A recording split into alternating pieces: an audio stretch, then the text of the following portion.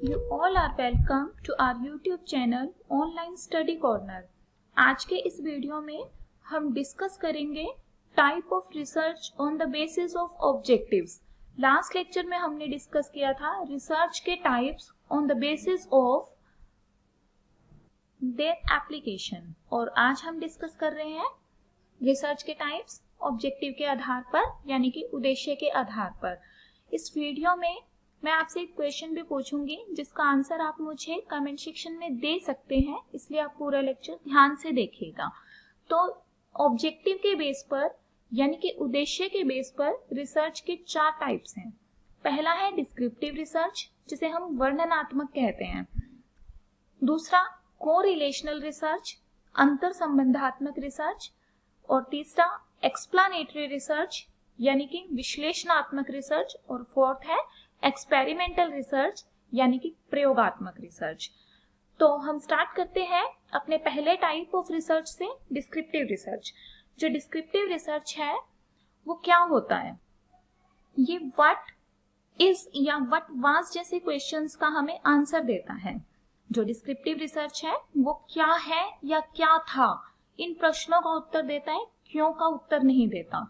वर्णनात्मक, वर्णन करता है कि क्या है या क्या था, राइट। और ये क्लोजली लिंक होता है दूसरी कुछ रिसर्च से, जैसे एक्स पोस्ट फैक्टो से, हिस्टोरिकल से, एक्सप्लोरेटरी से और एनालिटिकल रिसर्च से। लेकिन इन्हें समझने से पहले हम डिस्क्रिप्टिव रिसर्च को समझेंगे। और कभी कभी एक्स पोस्ट फैक्टो रिसर्च या फिर बाकी ये जो रिसर्च के नेम यहाँ दिए गए हैं, इनको इंटरचेंजेबली भी प्रयोग किया जाता है, मतलब एक दूसरे के लिए भी हम इन्हें प्रयोग कर देते हैं, राइट। अब देखो डिस्क्रिप्टिव रिसर्च के बारे में हम क्या रीड कर रहे थे। यहाँ पर जो इंफॉर्मेशन इकट्ठा की जाती है उसमें कोई मैनिपुलेशन नहीं किया जाता, मतलब कोई चेंज नहीं किया जाता। डिस्क्रिप्टिव रिसर्च के अंदर जो डाटाज इकट्ठे किए जाते हैं उन्हें एज इट इज रखा जाता है, उनमें कोई चेंज नहीं किया जाता, ठीक है। अब इसको इकट्ठा करने के लिए, डाटास को इकट्ठा करने के लिए इस रिसर्च में सर्वे मेथड का प्रयोग किया जाता है और फैक्ट फाइंडिंग इंक्वायरीज का प्रयोग किया जाता है।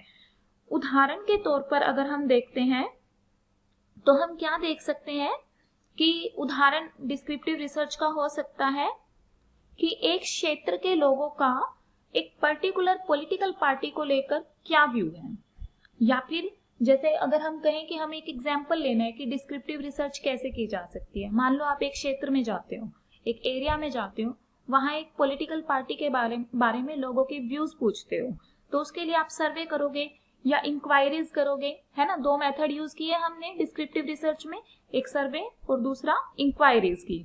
तो इस अब जो क्वेश्चन हमने लिया कि पॉलिटिकल पार्टी को लेकर लोगों के क्या व्यूज हैं, वहां हमने अपने अकॉर्डिंग कुछ भी चेंज नहीं करना है, बल्कि जैसे जैसे लोगों ने बताया बिल्कुल वही जो डाटा है एज इट इज रखना है, उसी को डिस्क्राइब करना है।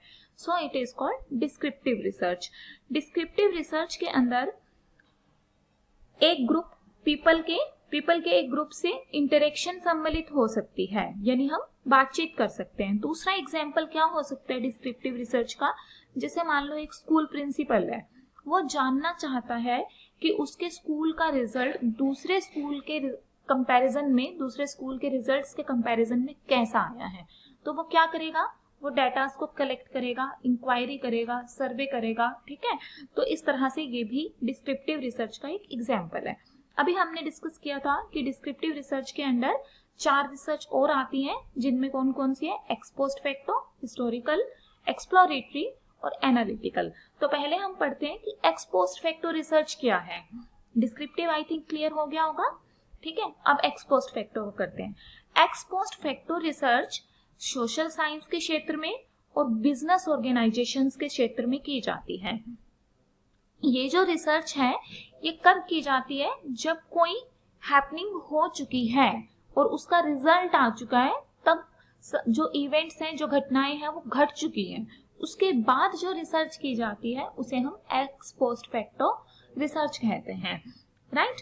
और ये जो रिसर्च है ये नॉन मैनिपुलेटेड वेरिएबल से डील करती है। अब नॉन मैनिपुलेटेड वेरिएबल से डील करने का मतलब क्या है कि इस रिसर्च के अंदर उन चरों का प्रयोग किया जाता है जिनमें कोई भी परिवर्तन नहीं किया गया है। अब वेरिएबल्स क्या है, इसको वैसे तो हम नेक्स्ट लेक्चर में टाइप ऑफ रिसर्च के बाद रीड करेंगे, लेकिन थोड़ा सा ताकि वर्ड आपके पास बार बार आएगा रिसर्च के टॉपिक में, इसको हम समझ लेते हैं।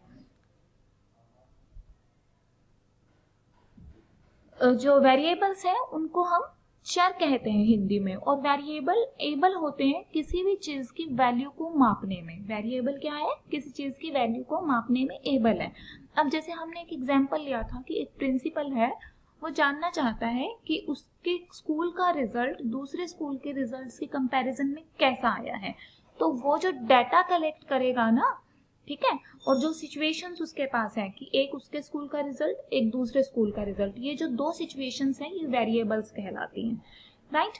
अगर मान लो हम कई बार देखते हैं कि एक एग्जांपल हमने लास्ट वीडियो में किया था कि ड्रग्स का यंग जनरेशन पर क्या इफेक्ट है, तो जो ड्रग्स लेना है वो क्या है, वो भी एक चर है, और उसका जो अफेक्ट है, क्या प्रभाव है, वो भी एक वेरिएबल है, ठीक है। तो वेरिएबल हम किसे कहते हैं, जो हमारे पास सिचुएशंस दी गई हैं जिनके अकॉर्डिंग हम डाटा को कलेक्ट करके रिसर्च को आगे बढ़ा रहे हैं, उसे हम वेरिएबल कहते हैं, ठीक है। वेरिएबल मेनली दो तरह के होते हैं, एक डिपेंडेंट वेरिएबल और एक इंडिपेंडेंट वेरिएबल, ठीक है। इंडिपेंडेंट वेरिएबल क्या होता है, इंडिपेंडेंट वेरिएबल होता है स्वतंत्र चर, यानी जिसके अंदर हमें कोई चेंज करने की जरूरत नहीं है, जो एज इट इज हमारे पास है।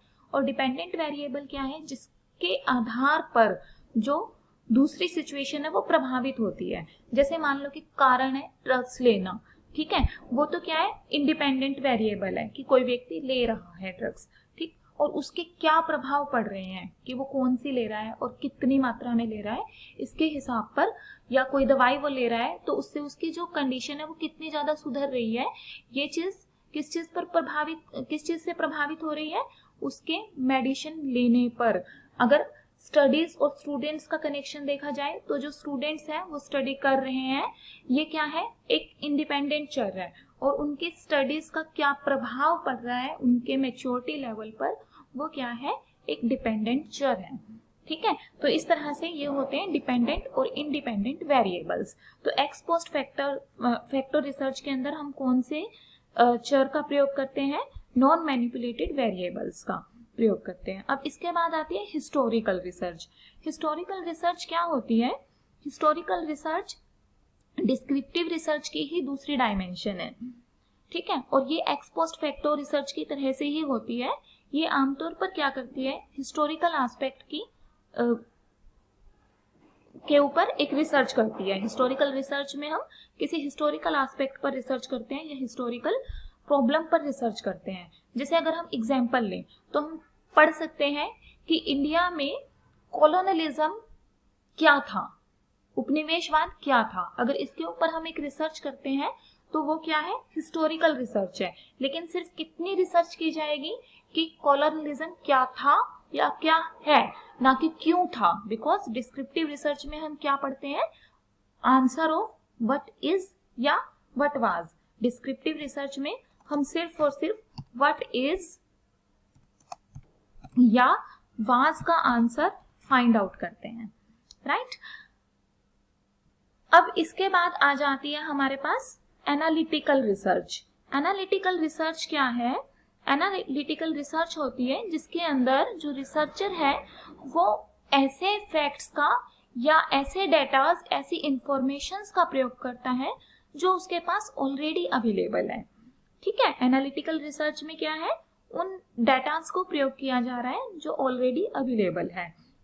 It attempts to make critical evaluation of the material. और एनालिटिक मतलब विश्लेषणात्मक, और एनालिटिकल रिसर्च के अंदर जो रिसर्चर है वो पूरा प्रयास करता है कि अवेलेबल डाटास को क्रिटिकली जांचा जाए, राइट। तो ये था डिस्क्रिप्टिव रिसर्च और डिस्क्रिप्टिव रिसर्च के पार्ट्स। अब नेक्स्ट रिसर्च है ऑब्जेक्टिव के आधार पर कोरिलेशनल रिसर्च। कोरिलेशनल रिसर्च को या कोरिलेशनल स्टडीज को हम हिंदी में अंतर संबंधात्मक स्टडीज या अंतर संबंधात्मक शोध के रूप में पढ़ते हैं। ये जो अंतर संबंधात्मक रिसर्च है ये क्यों की जाती है? It is undertaken to discover और एस्टैब्लिश रिलेशनशिप और interdependence between two aspects of a situation.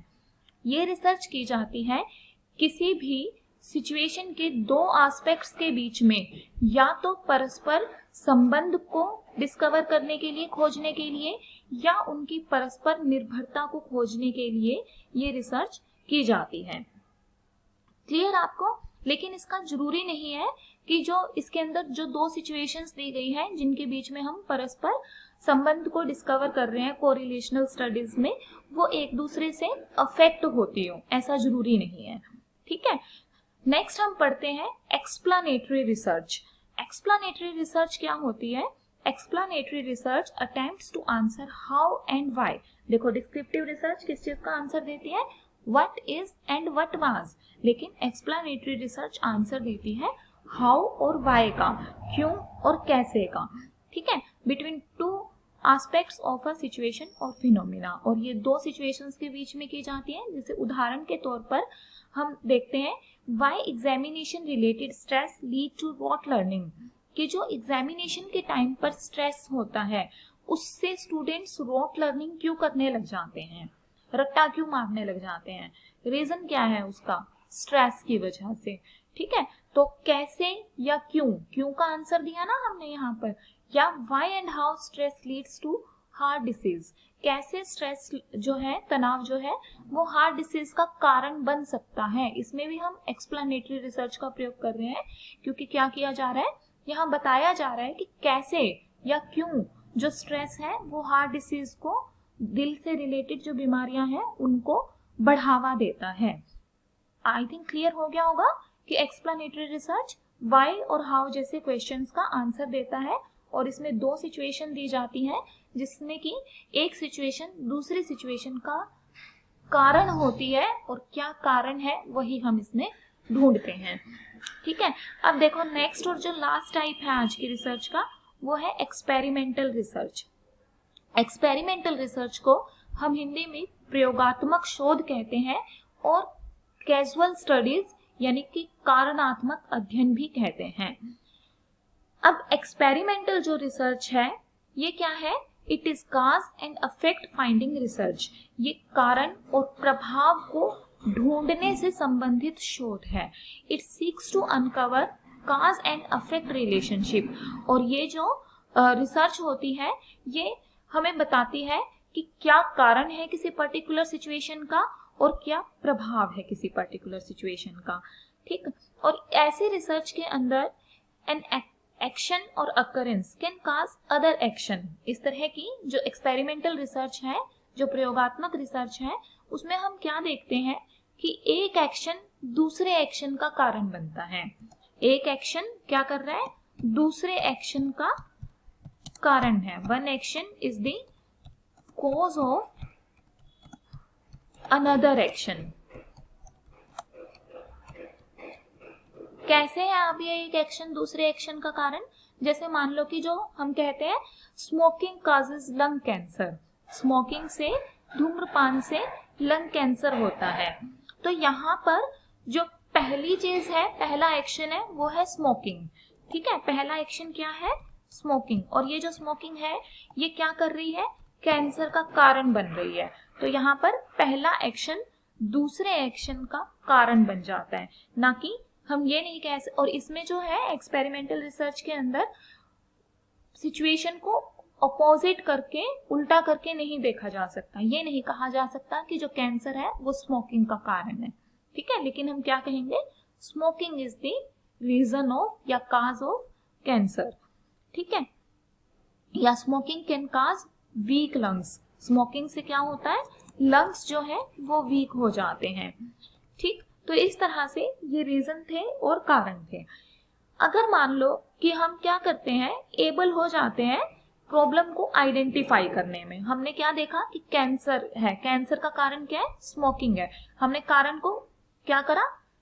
Identify कर लिया, तो ऑब्वियसली हम उस प्रॉब्लम को सोल्व कर सकते हैं। इस तरह से जो एक्सपेरिमेंटल रिसर्च है वो कैजुअल स्टडीज के अंदर पढ़ी जाती है, और इससे प्रॉब्लम के कारण को समझकर फिर उसको सोल्व किया जाता है। तो ये जो चार पार्ट्स थे 4 टाइप्स थे ऑब्जेक्टिव ऑफ स्टडीज के आधार पर, वो आज हमने स्टडी किए। और कल हम नई 2 रिसर्च स्टडी करेंगे प्रोसेस के बेस पर।